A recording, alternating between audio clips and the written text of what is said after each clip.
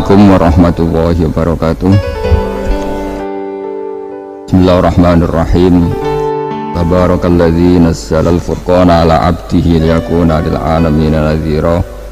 Allahumma shalli wa sallim wa barik ala sayyidina Muhammadin wa ala alihi wa sahbihi asma'in, amma ba'du.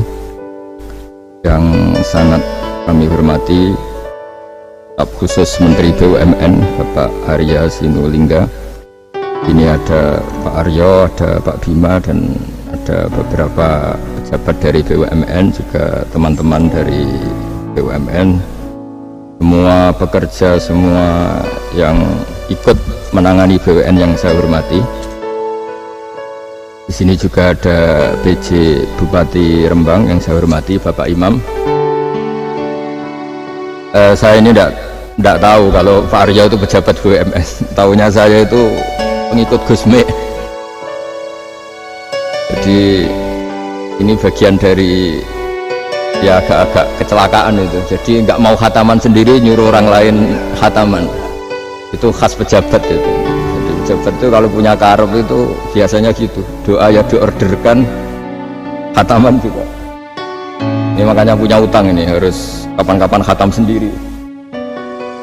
Jangan nyuruh orang lain apa khataman. Dia sendiri mungkin gak khataman,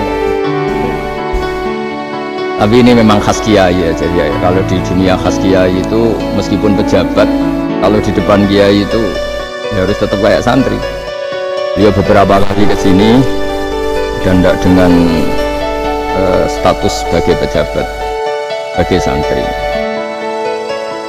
Saya tadi ngasih tag atau takbir dalam bahasa pondok supaya nanti diserahkan kepada putra-putra Gusmi bahwa tradisi yang beliau lakukan itu sudah benar sesuai referensi atau rujukan-rujukan kitab yang ada di beberapa pesantren. Saya sedikit cerita tentang hubungan pejabat dan kiai. Dulu Imam Malik itu ngarang kitab namanya Al-Muwatta. Itu dikarang 16 tahun. Jadi bisa dibayangkan, dikarang orang yang sangat alim, masih ngarangnya dalam waktu 12 tahun. Ditirakati, disolati, diteliti, diulang lagi sampai 16 tahun. Saking populernya kitab itu, seorang presiden, kalau dulu era khilafah ya, itu minta supaya Imam Malik datang ke istana mengajarkan Al-Muwatta ke putra-putra Harun Ar-Rasyid. Ini saya agak muji sisi benarnya Pak Aryo. Apa kata Harun Ar-Rasyid ketika didatangi ajudan presiden? Al ilmu yu'ta la ya'ti. Ilmu itu disoani, bukan yang soan. Jadi ini ya agak benar lah, BUMN ini sudah benar ini, mau datang ke sini. Tapi jangan hitung utang. Saya pernah datang Gus, nanti kapan-kapan kau yang datang. Nah, itu enggak ikhlas kalau itu. Itu ngawur sekali itu kalau singkat cerita, Harun Rasyid itu datang. Imam Malik itu orang yang sangat menghormati ilmu, sehingga beliau duduk di atas, di sofa di atas. Karena Harun Rasyid itu presiden, khalifah, beliau ngiranya itu dipersilahkan duduk setingkat Imam Malik. Akhirnya beliau duduk berdampingan dengan Imam Malik. Kata Imam Malik, sebelum ngaji, di mana-mana orang ngaji itu harus sopan, nggak boleh orang ngaji setara dengan gurunya. Turun Imam Harun Rasyid turun terus awal santri-santri. Baru Imam Malik mau mulai ngajar. Suatu saat Imam Malik itu datang ngurus KTP, datang ke istana. Kata Harun Rasyid, kenapa engkau tidak minta supaya kami yang ngurus? Kata Imam Malik, saya kalau urusan negara itu rakyat, sehingga saya daftar ya antri. Tapi kalau urusan ilmu, kamu santri saya. Jadi orang dulu itu sudah profesional. Jadi kalau Harun Rasyid pas ngaji sebagai santri, tapi kalau Imam Malik ngurus KTP ya sebagai rakyat, ya antri, ya beliau yang datang. Jadi itu sudah ada percontohan hubungan yang sangat elegan, yang sangat saling menghormati antara seorang umarok, yaitu zaman itu Harun Ar-Rasyid, dengan Imam Malik. Padahal kitab Muwatta itu kitab yang sangat luar biasa. Akhirnya suatu saat anak-anaknya Harun Rasyid itu disuruh ngaji. Ini penggaweannya, ini pekerjaannya itu suruh bawa kendinya Imam Malik kalau mau wudhu.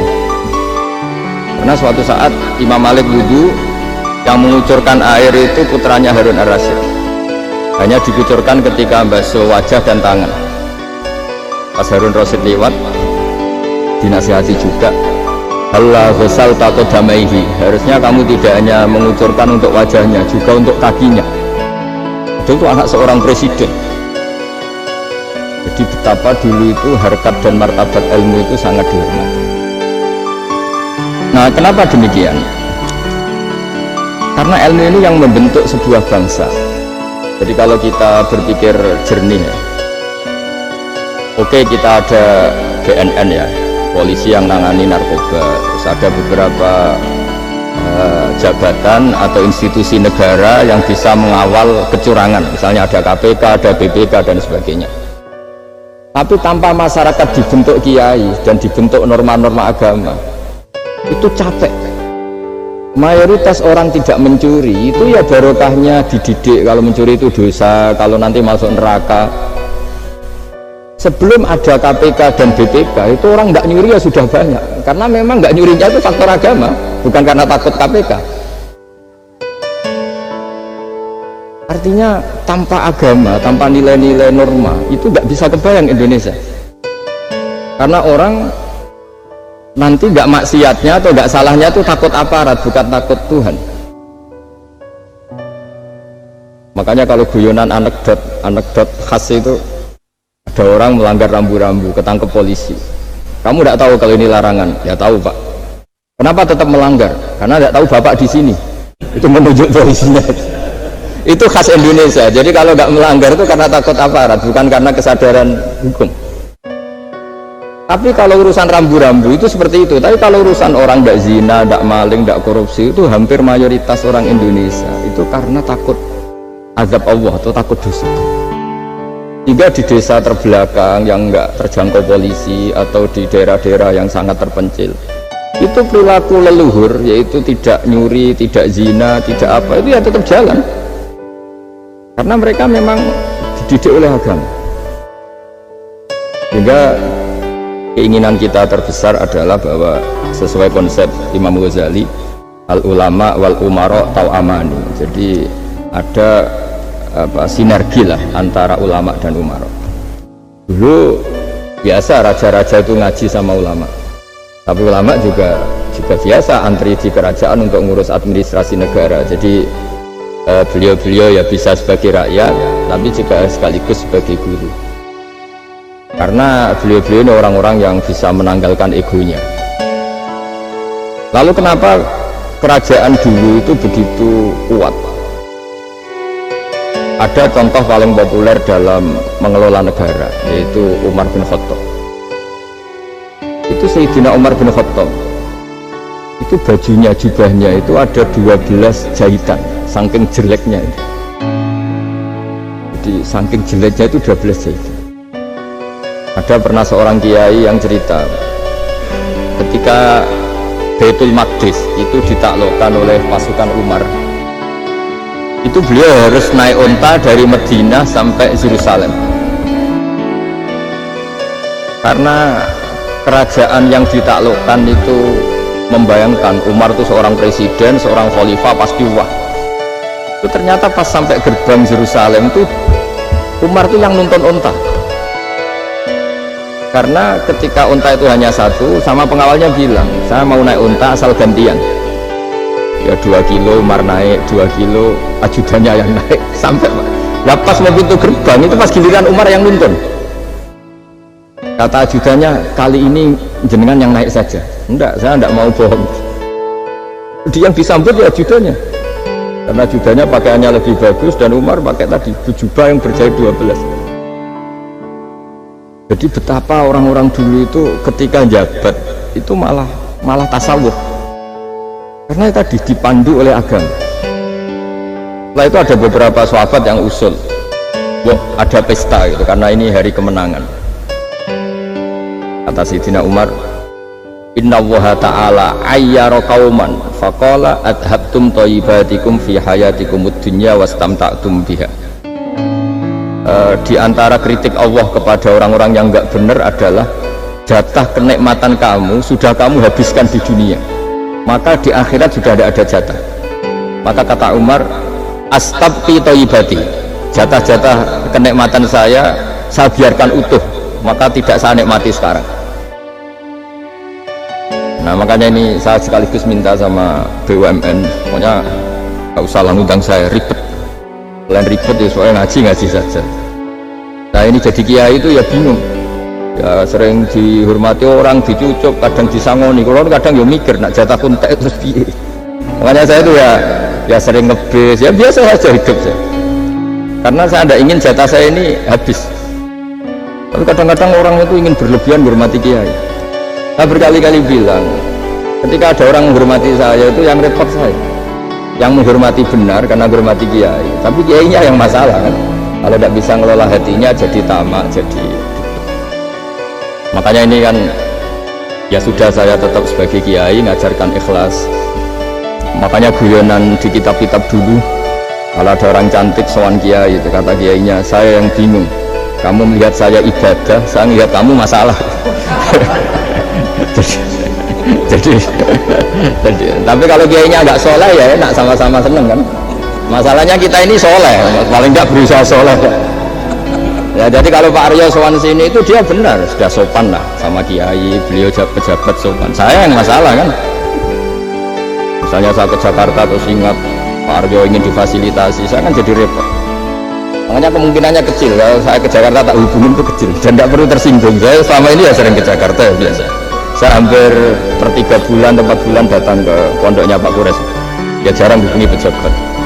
Ya sudah, kalau mau ngaji aja. Nah kenapa saya menekankan ikhlas? Karena ini kan acara khataman.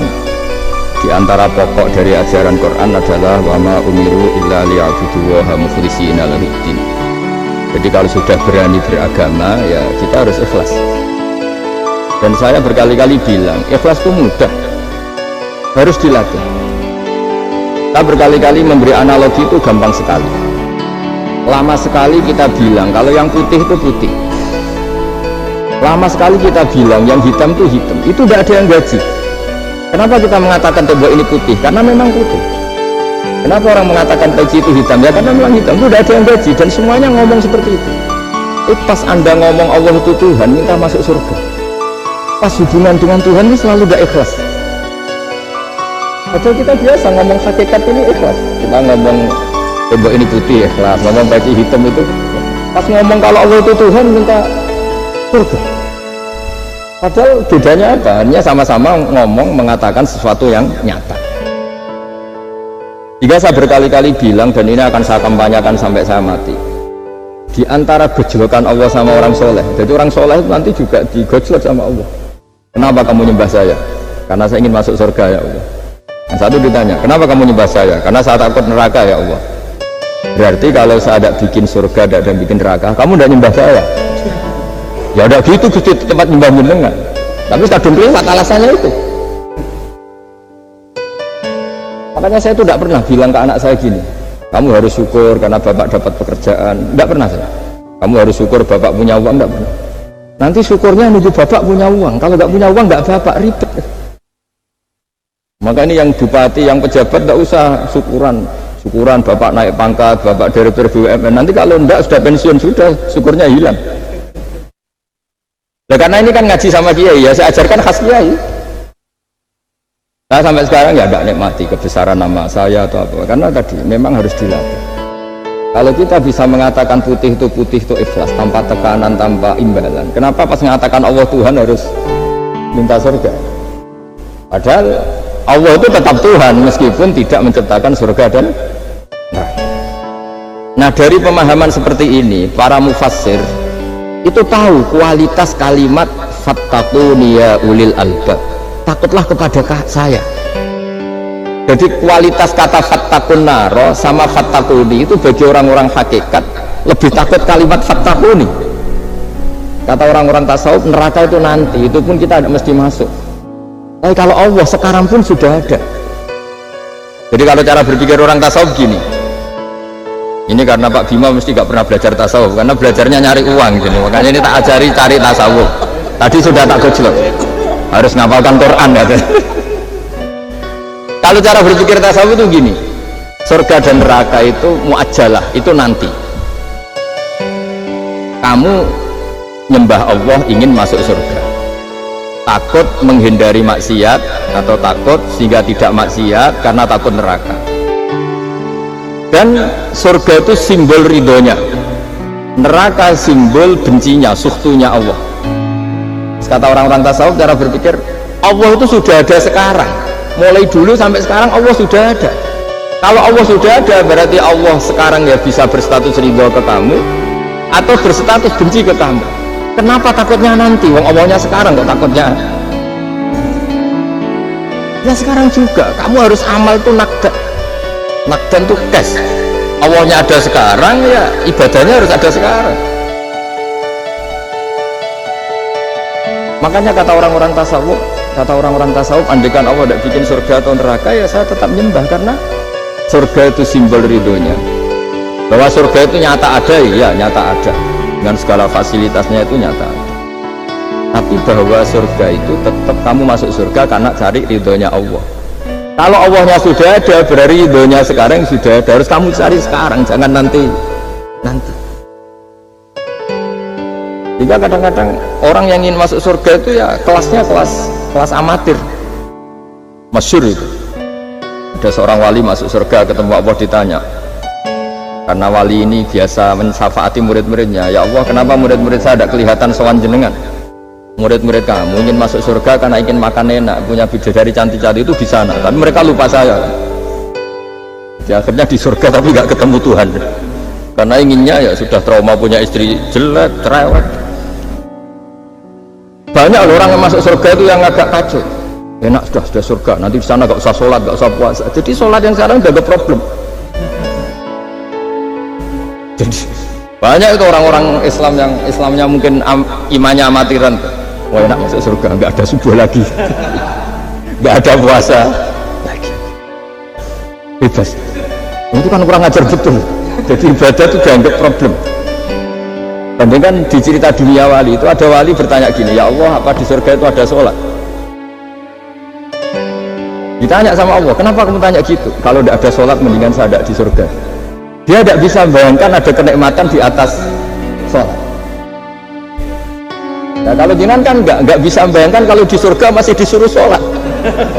Sampai sekarang aja kita tahu berhentinya sholat itu kapan. Kalau sampean tanya gitu, kalau ingin berhenti sholat nggak wajib, majnun. Jadi orang gila langsung nggak wajib. Jadi artinya harus dilatih ilmu-ilmu tasawuf seperti ini supaya hidup itu nyaman. Hidup itu nyaman. Dulu Pak Imam ini ada Pak PJ Rembang. Itu dulu ada seorang raja didatangi ulama. Gimana cara saya tidak nikmati jadi seorang raja? Ulama itu nasihatinya gampang. Dia omongin gini Pak Arya. Pak Raja, kalau kamu di Sahara, di padang Sahara, kemudian Anda kehausan. Kalau tidak minum satu gelas air Anda mati. Apakah? Terus kemudian yang punya air bilang gini, kamu tak kasih air, tapi syaratnya kerajaannya kasihkan saya. Kamu kasihkan apa milih mati? Wah yang milih dikasih air, mendingan nggak jadi raja tapi hidup. Terus la tafrah bimulkin la yusawi kak samain. Kamu jangan bangga dengan satu kekuasaan, dengan satu kerajaan yang nilainya sama dengan segelas air. Akhirnya dia terjadi raja yang soleh karena ternyata apa? La yusawi kak samain, tidak sama atau ya nilainya itu masih. Kita yang rakyat yang tidak jabat, misalnya masyarakat, itu harus berpikir gitu. Orang nggak jadi bupati tetap hidup, nggak jadi pegawai BUMN tetap hidup. Tapi kalau nggak minum air itu mati. Dan rata-rata rakyat itu bisa minum air. Artinya apa? Kita dan mereka itu sama-sama punya nikmat yang pokok, yaitu satu rumpi, nikmat yang bisa mempertahankan kehidupan. Jadi nikmat selain itu tidak pokok. Hingga orang itu bisa jadi wali. Jadi ini resep jadi wali. Jadi wali itu tidak harus tirakat dalail, terus gak pernah makan nasi, itu enggak, itu keberatan. Lah sebagai BUMN nggak mau itu, mesti nggak mau itu, mesti nggak mau. Ya agak mau, ya agak bakat, jadi sudah pasti tidak mau. Karena ini saya tahu banyak tentang beliau. Pak Aryo itu bin selamat dulu, abahnya itu ditobatkan Gusmi, mengertikan agama oleh Gusmi. Karena beliau ingin tetap mencintai Kiai, itu korbannya saya karena Gusmi meninggal, terus mahabbahnya diarahkan ke saya. Jadi saya berdoa supaya diarahkan ke banyak Kiai lah, supaya saya tidak jadi objek sasaran. Nanti juga repot ini. Saya itu sering disewani orang dari Kalimantan, Sulawesi, saya ingin idolakan jenengan, saya ingin dekat dengan jangan. Ya sudah lah, pakai kiai lokal di sana aja, jadi sampai tidak ganggu saya. Terus kiai lokal di sana juga tidak mahjub oleh saya, kata saya. Saya teruskan ya. Jadi dulu para raja itu dilatih oleh ulama, termasuk dilatih begitu. Kamu punya kamar 1000, kalau tidur per 5 menit ganti kamar, karena eman sudah dibikin kok nggak dipakai. Enggak juga, punya kamar 1000 yang dipakai hanya 1. Ngapain punya 1000 yang dipakai hanya, punya baju 1 lemari yang dipakai hanya 1. Apa mentang-mentang bajunya 5 terus pakai rangkepan sampai 5. Punya mobil 5 yang dipakai ya 1. Jadi orang dulu itu dilatih sebegitu. Sehingga dulu itu tidak ada raja kecuali punya penasehat. Zaman belum Islam ada resi, kalau setelah Islam ada ulama. Sehingga mereka bisa menertawakan kerajaan, maksudnya dianggap biasa. Ada seorang raja ditanya ulama, khas seorang raja itu apa? Merintah tidak bisa diperintah. Terus si ulama ini tiap pagi itu datang ke atas gunung, cari tempat paling tinggi terus mutolaah kitab. Setelah mutolaah kitab ya wasik ya, kayak saya kalau belajar ya asik, ngalah-ngalahin jagungan sama pegawai BUMN kalau saya sudah belajar. Terus dia bilang, enaknya apa jadi raja? Saya di sini nggak ada yang memerintahkan saya, berarti saya dengan raja sama. Dan kelebihan saya juga tidak ada yang ganggu. Kalau raja masih banyak yang ganggu. Artinya bisa mengolah. Kalau sekarang enggak. Banyak kiai yang melihat pejabat itu kayak gimana? Kayak wong kok mulyane ngono, buka pintu aja nggak pernah. Mulyane kayak gitu. Yang jenis ini dia rugi, sudah iri, nggak punya kenikmatan sendiri. Ulama dulu itu bisa mengelola kenikmatannya sendiri dengan cara seperti itu. Makanya masyhur Sayyidina Ali itu kalau malam itu diantara sebab beliau tambah dekat sama Allah. Itu diantara wiridannya itu bukan kayak wiridan kita itu enggak. Wiridannya begini. Ya Allah, kafani izzan an takuna li rabban wa kafani fakhran an akuna laka abdan. Nah, sebagai manusia ini sudah sempurna, punya Tuhan engkau. Tuhan yang maha dahsyat, maha top. Kayak apa nyesalnya saya kalau punya Tuhan yang hanya sebuah batu, hanya pahatan batu, atau Tuhan yang mati, atau Tuhan yang kelaparan. Wa kafani fakhran an akuna laka abdan, dan saya ini bangga karena jadi hambamu. Jadi orang dulu itu nyembah Allah itu tidak harus dengan kalimat subhanallah akbar, tapi punya kesimpulan yang menjadikan mereka ini nyaman dengan Allah. Abu Yazid Al-Bustami itu diangkat jadi wali setinggi-tingginya, itu diantaranya tuh, kalau wiridan bilang gini, ya Allah, kenapa engkau ngasih makan saya, ini aneh. Kenapa engkau ngasih minum saya, itu aneh. Dimana-mana orang memberi itu ada kepentingannya. Misalnya majikan bayari karyawan karena ada kepentingannya. Malah kalau di fikih itu agak absurd. Fikih itu hubungan suami istri itu agak kacau kalau dalam fikih. Lelaki itu tidak wajib nafkah istrinya kalau tidak ngasih. Jadi kayak agak-agak transaksi. Dan istrinya punya hak nggak mau diajak kalau nggak dikasih nafkah. Jadi makanya dulu Mbah Mun tuh kalau ngajar saya, fikih itu ngajari wong perhitungan. Maksudnya mau ngambil bojo kok perhitungan. Tapi di mana-mana hubungannya orang itu begitu. Wong kenal kiai, nak orang moro kiai diatur ngene iki ora marem. Singkat cerita Bu Yazid itu tuh, ya Allah, engkau zat yang luar biasa, engkau tidak butuh saya tapi ngasih saya. Ini fenomena aneh. Di mana-mana orang ngasih itu ada kepentingannya, apalagi pilkada. Wah, itu tambah banyak kepentingan ya. Artinya dia bisa mensifati Allah dengan cara yang nggak kebayang orang lain. Allah itu tidak butuh kita, tanpa kita sudah jadi Tuhan, tapi ngasih kita. Apa ya Allah alasan engkau mengasihi saya? Wong saya engkau tidak butuh saya. Di mana-mana orang ngasih itu kan karena butuh. Misalnya kamu ngasih anak, apapun alasan ikhlas anda ini karena nyaman, anak ini menjadi hiburan, tetap seneng ya. ada unsur kamu itu dapat timbal balik, setidaknya seneng. Atau ngasih rival politik kamu, setidaknya ya karena safety lah kata tadi ya Pak Ari. Berkak teman-teman. Pokoknya ada kepentingan. Tapi Allah ini zat yang nggak punya kepentingan, kemudian tetap ngasih. Dari situ terus dia punya cara mencintai Allah. Jadi wali-wali dulu itu punya cara untuk mencintai Allah. Dengan cara seperti itu. Makanya ada wali yang nangani orang-orang macam-macam. Kayak Gusme itu masyhur, dia nangani orang fasik, orang macam-macam. Dulu itu ya ada seorang wali itu jadi wali karena beli narkoba. Tapi bukan untuk diminum, untuk dimusnahkan.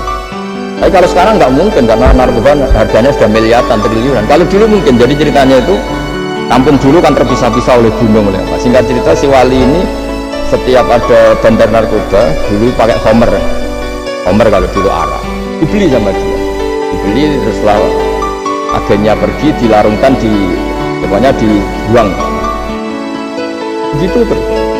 Suatu saat si pengedar narkoba ini heran, kampung situ itu selalu tak kirimin homer kok gak ada yang mabuk, tapi dibayar cash. Malah si orang ini meninggal wangi, ternyata dia ada ingin kampungnya itu mabuk, sehingga dicegat di jalan supaya homer ini tidak sampai ke kandang. Sekarang kan tidak mungkin narkoba semahal itu. Tapi apapun itu kembali ke ulama dan umaro. Alhamdulillah di Indonesia itu ulama yang mati-matian supaya generasinya tidak terlibat narkoba dengan cara ditakutkan neraka. Umaro juga melakukan itu dengan cara ditakutkan penjara. Ini yang kita sama-sama ulama wal umaro apa? Tahu aman. Kita kerjasama dengan kapasitas masing-masing. Jadi penting sekali ngaji seperti ini supaya kita tahu bahwa khazanah-khazanah kita tentang dekat sama Allah itu macam-macam. Ini khusus ijazah ini sama Pak Bima Pak Arya itu. Dulu Ki Hamid Pasuruan terkenal wali. Dan di antara wirid dan dzikrul filin ada beberapa kata yang dari Kiai Hamid. Jadi dzikrul filin itu kalimatnya utamanya dari Gusme Mbah Ahmad Siddiq, tapi ada beberapa kalimat yang dari Ki Hamid Pasuruan. Saya tahu banyak lah karena bapak saya juga temannya Gusme dan mbah saya kandung sepupu sama Mbah Hamid. Itu kalau ada orang sepuh-sepuh Pak Bima kayak jenengan Pak Aryo disuruh ngapalkan Quran, ya mereka protes, masa saya hafal Pak? Sudah pokoknya ngapalkan.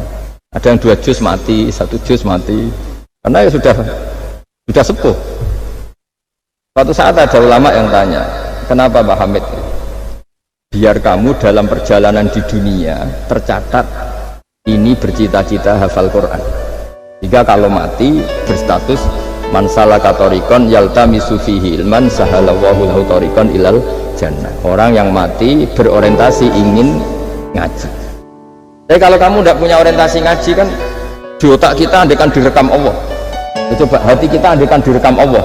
Ingin kaya, ingin punya gunung, ingin punya alpat, ingin punya ini itu. Coba kalau itu nanti disetel di akhirat. Tapi kalau kamu ingin ngapalkan Quran kan setidaknya pas disetel udah keren. Ingin hafal Quran meskipun tidak hafal-hafal gitu. Ingin hafal itu tapi meskipun nanti kalau malaikatnya berhenti ditambah meskipun. Tapi insya Allah malaikat tidak ada yang berhenti. Tapi andaikan kita nanti tidak punya cita-cita ngaji, itu rekaman kita itu ingin mapan, ingin kaya, ingin menguasai dunia. Betapa malunya kita kalau rekaman itu kita dengar di depan Allah. Padahal nanti niat ini yang dihitung. Faman kanat hijratuhu ila Allah wa rasulih fa hijratuhu ila Allah wa rasulih. Orang yang orientasinya hijrah itu meninggalkan yang buruk menuju yang lebih baik hanya untuk Allah dan Rasul, maka ya dihitung ke sana. Jadi misalnya Pak Bima, Pak Aryo ngapalkan Quran, hafal-hafalnya, tapi berarti perjalanannya ini mencari ridhonya Allah, itu ditulis. Tapi kalau kita orientasinya ingin mapan, ingin sejahtera, itu ditulis. Ini ingin punya rumah 2, ingin punya rumah di berbagai provinsi. Ini coba kalau itu nanti direkam. Terus ditanya Allah, inginnya kamu apa sih di dunia? Dan itu bisa menjadi status kita. Ngeri kan? Kita ketemu Allah dengan status tidak pencari Allah dan Rasul, tapi pencari kemapa? Itu cara Mbah Hamid untuk mendidik supaya orang itu orientasinya kepada Allah dan Rasul. Disuruh ngapalkan. Ini Pak Arya cerita, bapaknya hanya disuruh ngapal kalam Rabbana dalam itu semalam nggak hafal apa. Dan alhamdulillah nggak hafalnya ditiru anaknya. Susahnya kemarin pas ngaji sama saya di kamar saya, saya punya kantor di depan rumah saya. Ya nggak hafal. Bener-bener konsisten. Jadi dulu bapaknya itu ketemu Gus Mek di hotel, dia ajarin semalam nggak hafal. Akhirnya hafal tuh. Ya tapi nunggu sekian tahun mungkin. Jadi yang penting. Jadi ulama dulu itu pinter cara menuntun umat menuju Allah dan Rasul, diajarin. Akhirnya ada dzikrul ghafilin. Penting orang itu menuju Allah dan Rasul. Setidaknya kalau direkam itu nanti saya ingin ya Allah dapat ridhomu. Kalau malam ilahi anta matlubi, apa ilahi anta maksudi wa ridhoka matlubi. Meskipun semalam hanya dilafadzkan sekali, setidaknya Allah mencatat, ya Allah engkau yang kami cari, ridhomu yang kami cari. Kalimat itu kalau terulang-ulang itu menjadi mental dan lama-lama jadi status. Daripada sebelum tidur kapan ya sugih. Dari Pak Bima kapan gak jadi anak buah. Nanti yang menteri ya mikir semoga gak kena reshuffle gitu terus pikirannya. Nah ini kan kalau ngaji saya menyinggung, yang salah tidak saya, semua orang ngaji sopo. Saya makanya saya santai saja. Samaan kecewa malah bagus karena nggak ngel-ngelo saya lagi. Saya dalam hal ini itu anut mazhabnya Imam Syafi'i. Imam Syafi'i itu saya punya kitab namanya Diwanus Syafi'i. Itu kalau orang nggak senang itu paling bagus Pak Imam Syafi'i separuh kampung nggak seneng jenengan. Ya bagus lah. Kalau nggak seneng nggak akan utang duit, nggak pinjem mobil. Kalau nggak seneng itu kan nggak mungkin pinjem uang. Saya pernah ketemu seorang bupati cerita ini, terus saya sebut bupati aktif. Lah saya cerita ini, terus saya ingin ketemu jenengan empat mata. Setelah ketemu saya lucu. Saya akan cerita. Di antara wasiat bapak saya itu unik Pak. Ngelola wong gedeng gue, nah sing ribet itu ngelola wong seneng. Jadi ngelola orang benci itu mudah. Yang ribet itu ngelola orang seneng. Itu mahal sekali. Itu dulu saya tidak paham. Bareng kenal wong seneng ngel-ngel. Nah sing ra seneng kan sudah selesai. Akhirnya Imam Syafi'i dan separuh kampung ini tidak seneng jenengan. Ya bagus. Mereka tidak akan utang saya, minta tolong saya. Artinya orang dulu itu jadi yang seneng dikelola untuk teman kebaikan, yang nggak seneng dianggap menjadi harga itu murah. Kita cerita terus bupati ini datang ke saya cerita. Yang jelas nggak bupati Rembang, nggak ada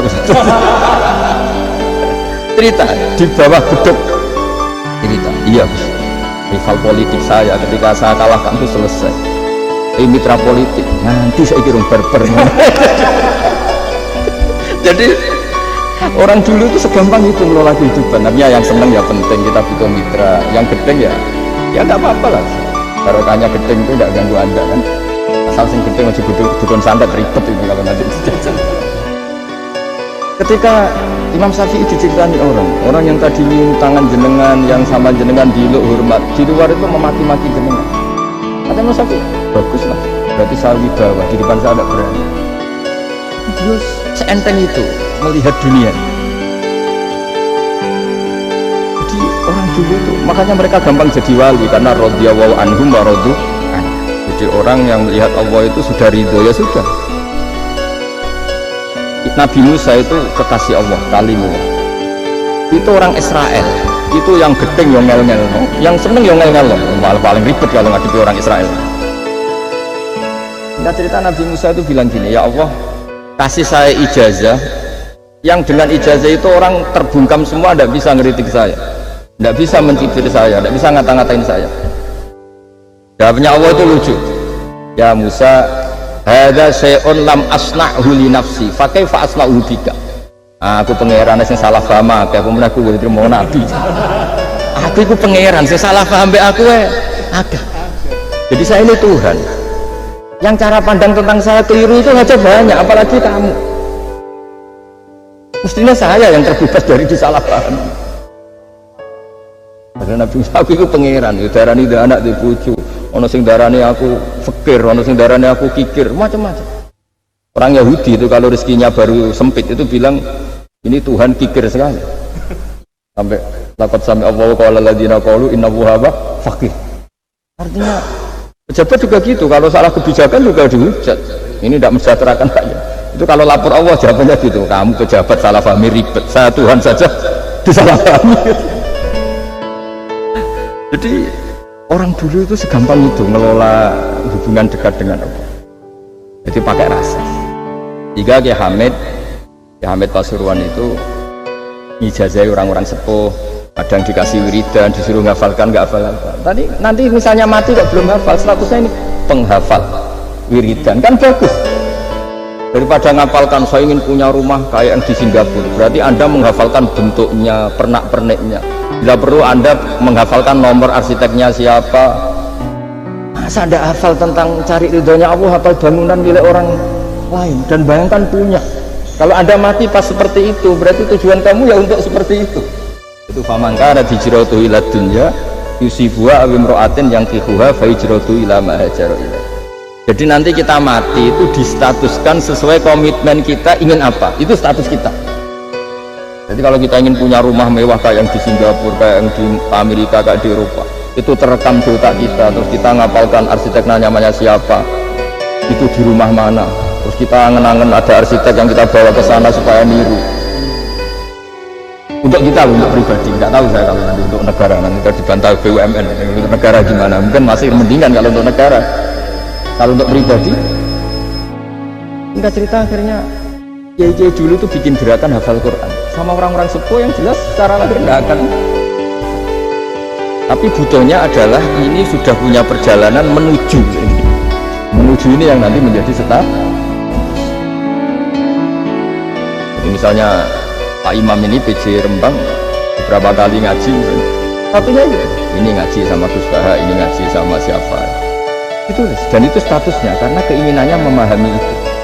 Ya dunia sambil lewat saja. Tapi kalau kebalikannya, urusan dunia detail, arsiteknya siapa, bangunan gini habis berapa, kalau terus rupiah berapa, untuk pribadi itu detail. Pas urusan ngaji sekenanya, kadang sampai punya guru harian sesat apa nggak tahu, karena pas urusan akhirat sekenanya, akhirnya sedapatnya ternyata ada guru, ada kiai tapi dukun. Saking sekenanya urusan akhirat, tapi kalau urusan dunia detail. Makanya banyak orang ditipu oknum ya, oknum yang sebenarnya agak kiai tapi ngaku kiai, sebenarnya dukun.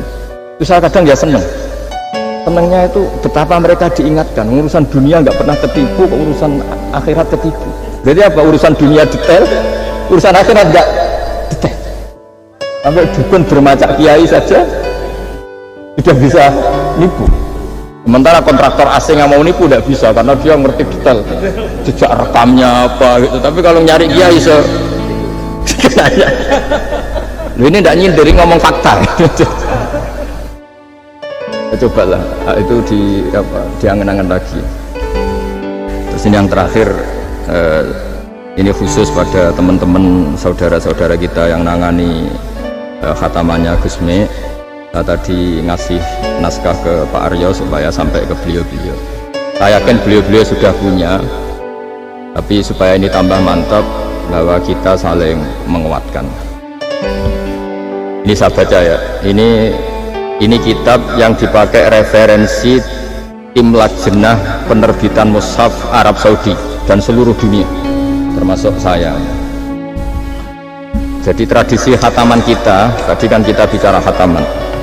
Ya, saya ulang lagi, tradisi khataman kita itu kan justru ditutup dengan wa ulaika humul muflihun ya. Jadi tidak minal jinnati wan nas, tapi diakhiri wa ulaika humul muflihun. Jadi khataman kita misalnya minal jinnati wan nas, biasanya yang baca Quran terus baca Fatihah, terus awal Baqarah sampai wa ulaika humul muflihun. Nah tujuannya adalah supaya kalau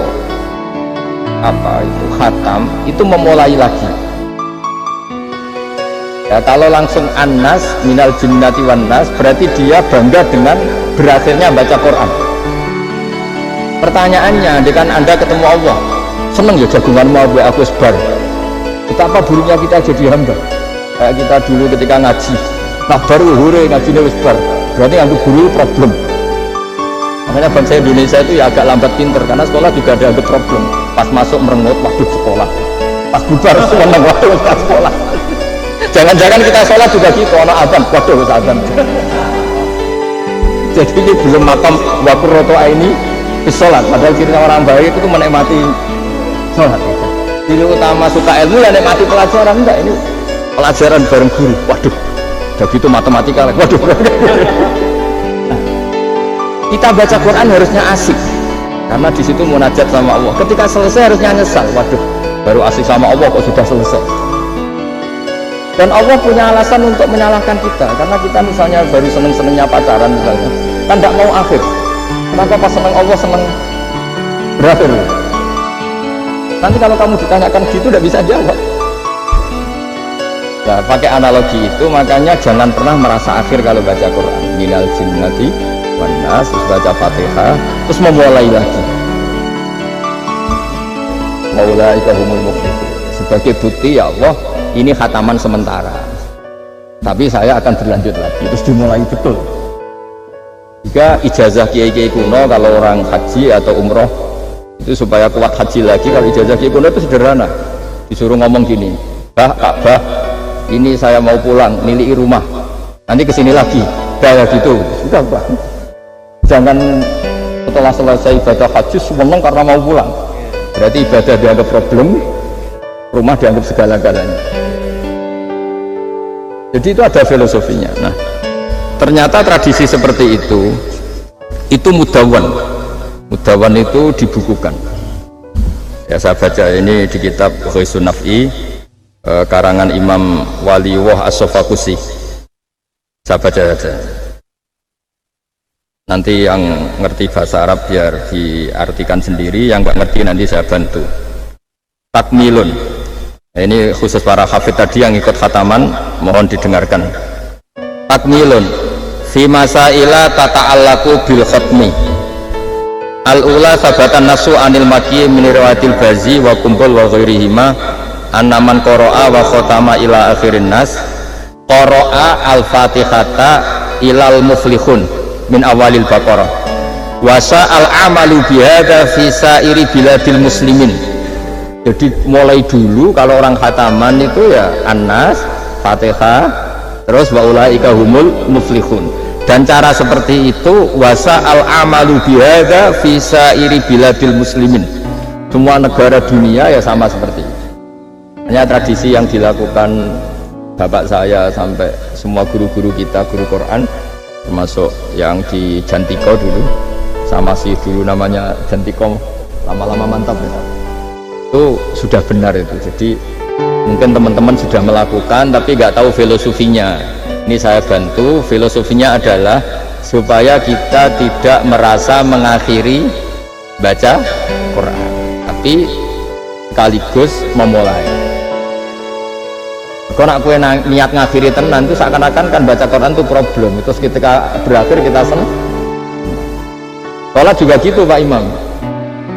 Yang menjadikan umatnya Rasulullah Shallallahu Alaihi Wasallam dijamin surga itu diantaranya cara sholat begini Pak Arya. Saya hafal hadisnya itu. Absyiru ya ma'syaral muslimin. Ini kata Rasulullah. Hari ini Jibril muncul dan memberi satu pengumuman yang sangat menggembirakan. Apa itu?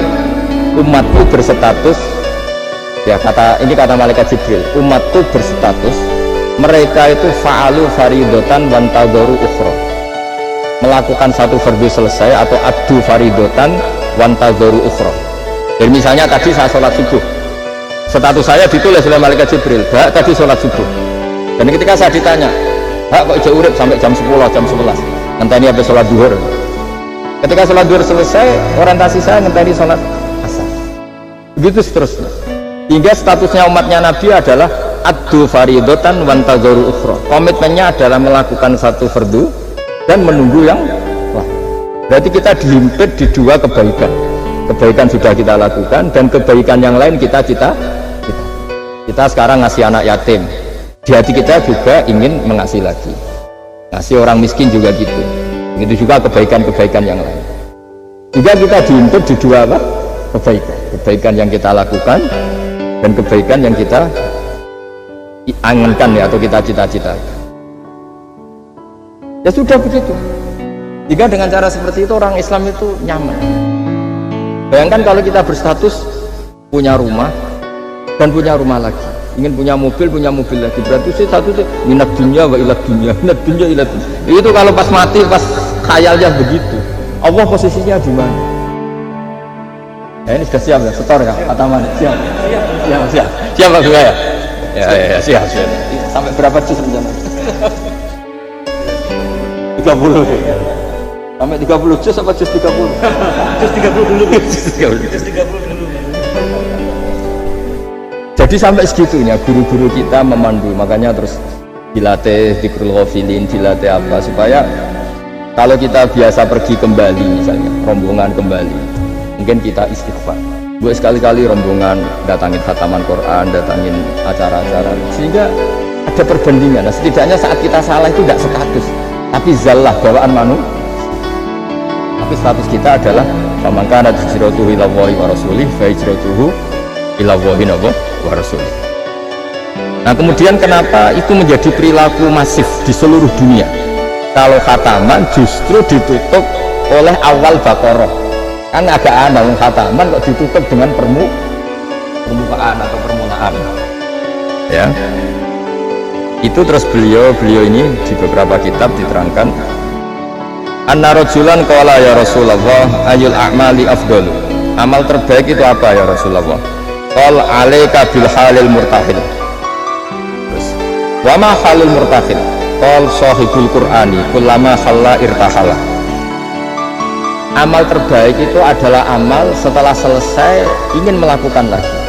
Apa itu? Orang yang menghafalkan Quran atau membaca Quran atau khataman Quran setelah selesai langsung dimulai. Ini di sini diartikan kullama faragha min khutmatin syara'a fi ukhra. Jadi satu khataman selesai kemudian lanjut. Ya kan kalau kita misalnya orang kaya ke Singapura wisata, kan langsung mungkin sudah punya brosur lagi, mungkin mau ke New Zealand atau apa. Kenapa pas urusan khataman enggak itu? Mau jadi manusia itu yang benar gitu. Kira-kira gitu. Jadi ini teman-teman yang sedang khataman, bahwa perilaku Anda sudah benar. Memang mulai dulu zaman Rasulullah SAW sampai sekarang memang justru khataman itu ditutup dengan ulaika humul muflihun sebagai bentuk komitmen kita bahwa kita ingin memulai, bukan berakhir di. Saya kira demikian. Assalamualaikum warahmatullahi wabarakatuh.